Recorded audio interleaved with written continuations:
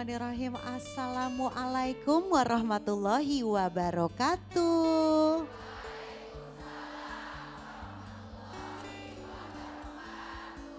Malam hari ini insya Allah kita punya tema ini yang cukup dalam. Biasanya kalau bulan Ramadan banyak banget yang bersimpuh di atas sejadah karena menyesali segala dosa-dosanya yang sudah dilakukan ya A ya.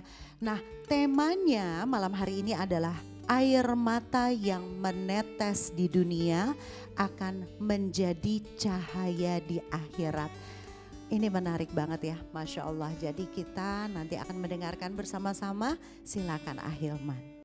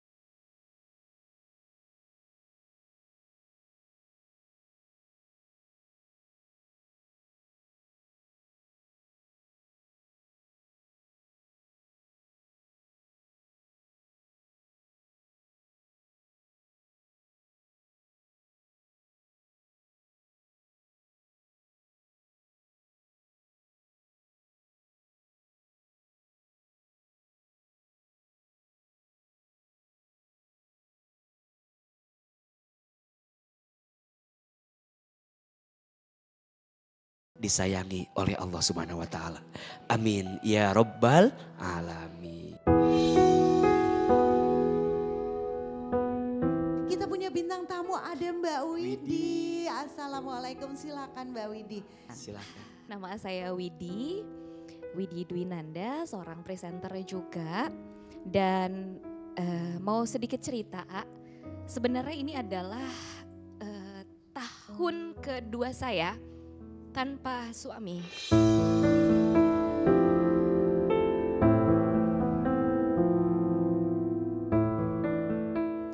Saya menikah tahun 2017, lalu kami mengarungi bahtera rumah tangga dengan banyak kolaborasi dalam berkesenian karena saya juga seorang seniman, begitupun dengan suami saya almarhum adalah seorang musisi. Kami sering sekali berkolaborasi dalam bidang seni. Namun pada tahun 2023 ujian datang kepada keluarga kecil kami, di mana suami saya ternyata menderita kanker.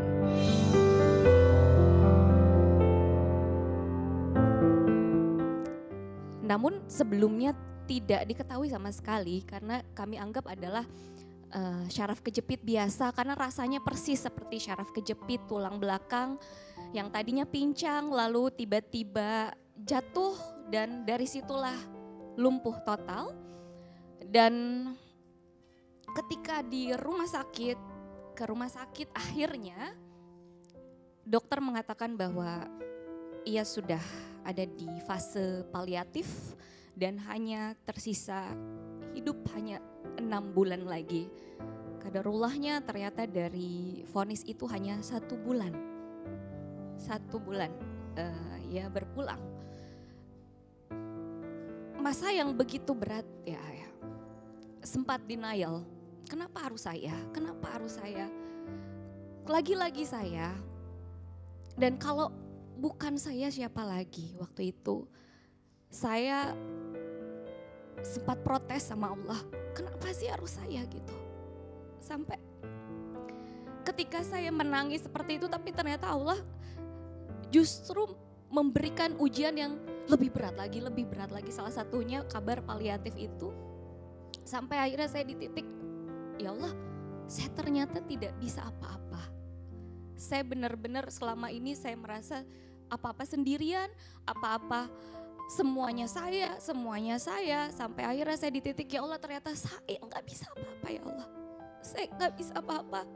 Saya di titik paling nol yang saya tahu. Jadi selama ini saya ngerasa saya seorang yang kuat, yang mandiri. Ternyata enggak gitu.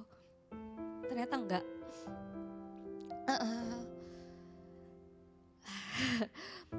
Dan ajaibnya ketika saya justru merasa di titik terendah adalah berbagai kemudahan ternyata begitu banyak saya rasakan yang tidak masuk akal.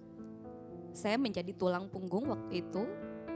Saya sendiri dengan almarhum adalah freelancer ya. Kalau freelancer otomatis ketika tidak bekerja tidak ada penghasilan begitu. Dan akhirnya saya waktu itu dapat programnya pun program yang syuting dini hari.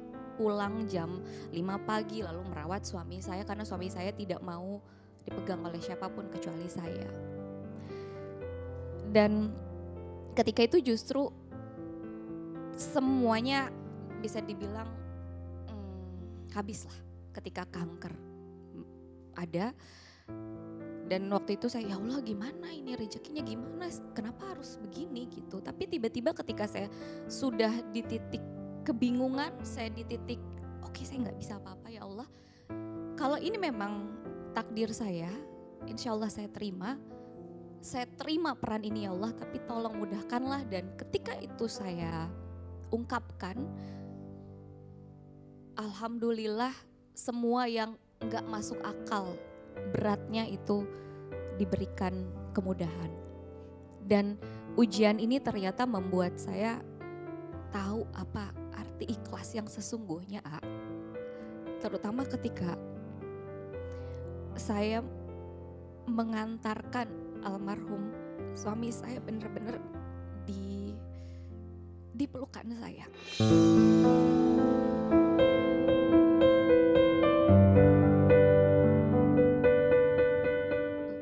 Yang ingin saya tanyakan adalah, apakah saya kurang sabar lagi? Coba saya bisa lebih sabar lagi. Atau mungkin seandainya saya begini, seandainya saya begini. Bagaimana caranya saya bisa lebih tenang hatinya, melepaskan benar-benar di titik yang paling ikhlas, ini yang terbaik buat saya dan juga almarhum. Terima kasih. Bicara tentang ikhlas. Belajarlah ikhlas dari surat Al-Ikhlas. Namanya surat apa? Al-Ikhlas. Tapi di dalamnya tidak ada kata-kata ikhlas. Betul? Qul huwallahu ahad. Allahus samad. Lam yalid wa lam yulad wa lam yakul lahu kufuwan ahad. Namanya surat apa? Al-Ikhlas. Apakah ada kata ikhlas? Tidak ada. Itulah ikhlas. Ikhlas itu saat melepas segala sesuatu, kembali kepada yang ahad, kembali kepada Allah satu-satunya. Kita sayang sama orang yang kita cintai. Tapi mohon maaf, orang yang kita cintai ini diciptakan oleh siapa? Allah. Pertanyaannya, Allah yang menciptakan orang yang kita cintai, sayang atau tidak? Kira-kira lebih sayang kita atau lebih sayang Allah yang menciptakannya? Pasti lebih sayang Allah yang menciptakannya. Karena tidak mungkin Allah yang menciptakan ingin memberikan keburukan kepada yang diciptakannya. Tidak. Maka belajar ikhlas artinya belajar menyerahkan segala sesuatu hanya untuk Allah, hanya kepada Allah. Inna lillahi wa inna ilaihi raji'un. Semua milik Allah dan akan kembali kepada Allah. Kalau tidak ingin merasakan kehilangan, jangan pernah merasa memiliki. Karena hakikatnya tidak ada yang kita miliki. Semua yang ada di sini hanyalah sebatas dititipi oleh Allah Subhanahu wa taala.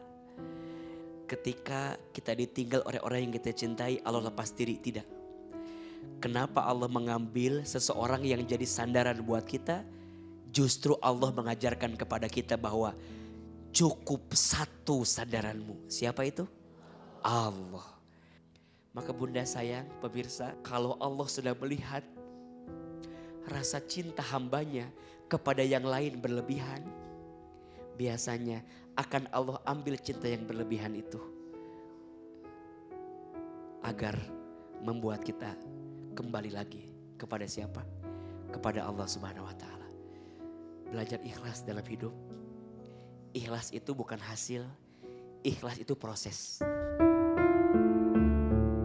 Waktu itu pernah dimana almarhum suamiku tuh kesakitan banget waktu itu, dan saya nggak tahu harus ngapain waktu itu, dan akhirnya ya udah yuk. Sampai akhirnya aku nggak tahan ya nangis di depan suami.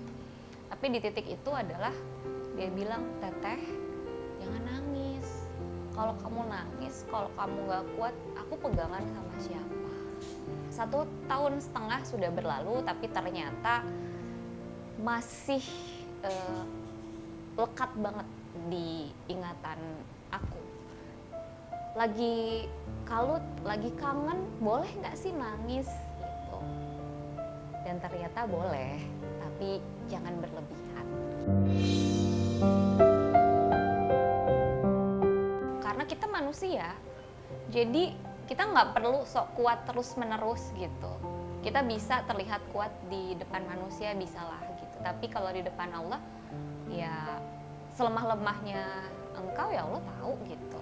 Jadi wajar, tapi balik lagi kalau mau nangis ya karena Allah gitu aja.